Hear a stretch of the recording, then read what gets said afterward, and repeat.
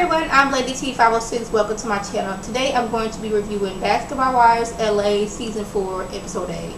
We starting off with Megan and Brandy.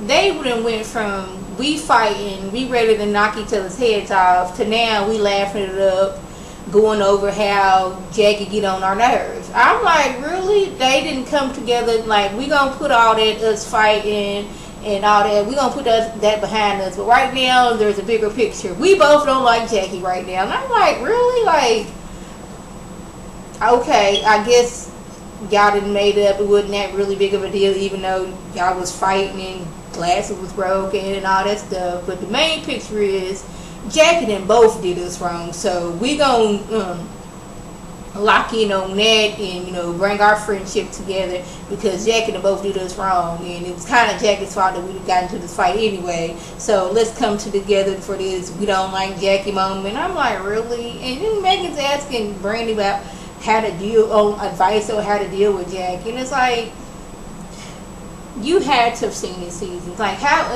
if it wasn't Jackie, then somebody else had to deal with it like that, because Jackie is 1 minute she's drunk, acting a fool, the next minute she's all this, I'm sorry, I didn't mean to do that, you're my little sister, we're cool like this, tight like glue, nothing can ever come between us. So you're going to have to figure that out for yourself. Y'all remember last episode when Megan was talking to Shiny about how she was going to get revenge on Jackie?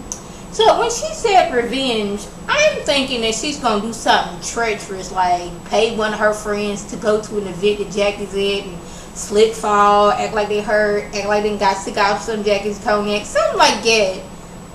But no, her idea of revenge is dodgeball. And me and Malaysia had the same, like, really, this is dodgeball? Are we throwing balls at each other? Is this your idea? I guess that is her idea of revenge. She can, I guess, get back at Jackie by throwing balls at her. And speaking of Jackie, she shows up with her petroleum jelly on and her tennis shoes on. So she wants to school us about why you need petroleum jelly on your shape. But she said Vaseline. Vaseline is the brand. It's petroleum jelly, okay? Yeah.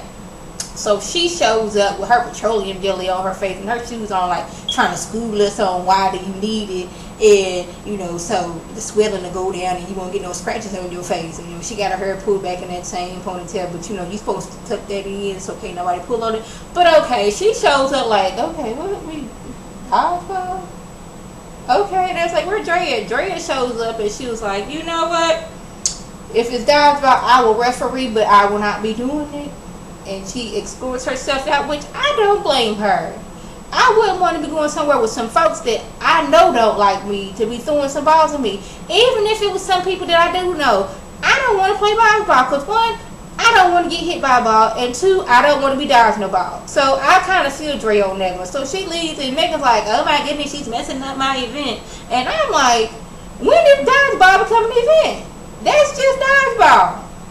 To me, an event is y'all out somewhere. It's like a charity function, but y'all just amongst yourself, the basketball wives on the show. So this is an event, but I guess since Megan put it together, it's an event. And Megan, she's all like, oh my goodness, Drea always does things to mess up events. She's so selfish. She's doing this, she's doing that. And my thing is, Megan does stuff to get a reaction out of Drea, so she will look bad. And like another thing, Megan, you couldn't have just got some old regular jerseys. You gotta go and put some all kind of names on it. Like, really, you thought Drea was gonna wear this shirt that said hottie toddy? Really? But okay, I guess it's like she does things and she knows it's gonna get a reaction out of Drea, but Drea don't see it. See, I see what Megan do. She's like, okay, I'm gonna invite Drea somewhere, but I'ma slickly do stuff so she can get a reaction. So everybody gonna look at Drea like, dang, Drea, why you acting like that? So I will look like the good person. But Megan, I see what you're doing, boo. I see what you do. I don't know how she did it, but somehow Jackie then managed to get both Megan and Brandy to soften up to her. Never mind the fact that Jackie didn't spit on Megan. She didn't call Brandy all out of her names and threw a drink on her. But all she was like, that is really not me. I didn't mean to do that. And now they softening up to her. And I'm like, what is going on in this? Like, this episode, like, all craziness was going on. It was the world gone mad. Like, People that was just fighting is making up, Jackie who then doggone after the food towards several people, they forgiving her. I'm like, what is going on? I was like, I was getting headache after this episode. I was like, okay, what's really going on? And then Megan, this is what Megan likes to do. She likes to go to each girl separately and like, how do you feel about Drea? She gets their input so she can go and say some stuff too. Because like, if it had been like, oh, Drea, she's cool, it's just like, this is going on. She's like, yeah, well, Drea's cool. But if they were like, yeah, Drea always doing something, she'd be like, yeah, Drea does like to make everything about herself. I was like, why are you so invested in what's going on with Drea? Why do you need to talk about what's going on with Drea? Why can't you talk about what's going on with Megan? What's going on in your life? Why is Drea always the focus of what's going on with you? It's like you trying to push everybody away from Drea. And that's what I believe that I really believe that's what she's trying to do. Like, make everybody not want to be around Drea or talk to her. So we've come to the portion of the video where we like to ask why. Why is Megan getting a spray tan? See, maybe this is an LA thing, but I didn't know black folks get tans. Because you already black. Why do you need it? She's mad because, like, hey, she wasn't able to get her natural in the sun tan in Palm Springs, so she gonna go to the spray tan place. But tell me, dude, is that something normal that, you know, black people get tans? Y'all let me know about that. So her and Malaysia, they done went to the spray tan place. Malaysia trying to spray her, but, you know, Brandon like, no, I want my professionally done. I don't want to be looking all streaky, I guess. Another why.